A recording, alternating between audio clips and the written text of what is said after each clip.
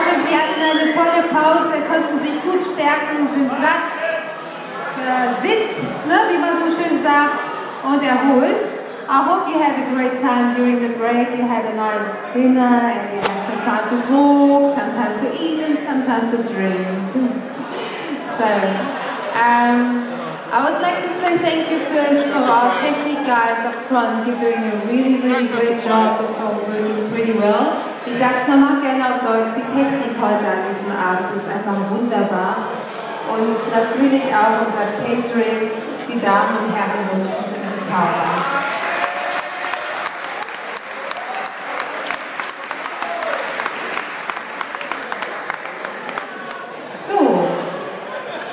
Bevor wir jetzt natürlich im Programm weitergehen, möchte ich Ihnen bekannt geben, dass wir uns heute was ganz Besonderes für Sie einfallen haben lassen.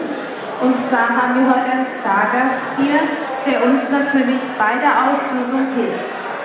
Und zwar ist es jemand ganz Besonderes aus der Fußball-Bundesliga. Wir haben sie da vom SG Essen-Schönebeck, die DFB-Pokalgewinnerin 2009 und 2010. Es ist Irini Ioannidou.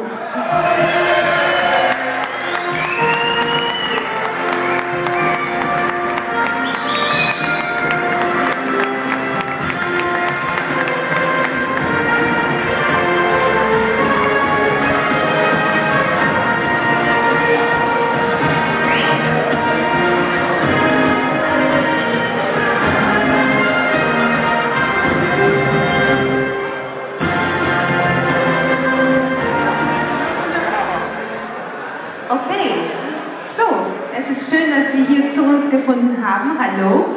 Hallo miteinander.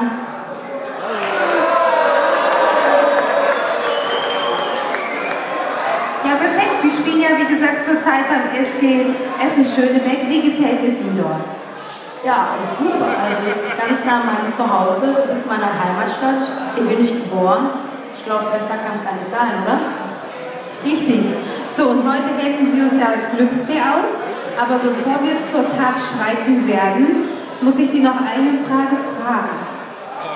Was denken Sie denn über die WM dieses Jahr? Wie werden die Mädels heute abschließen?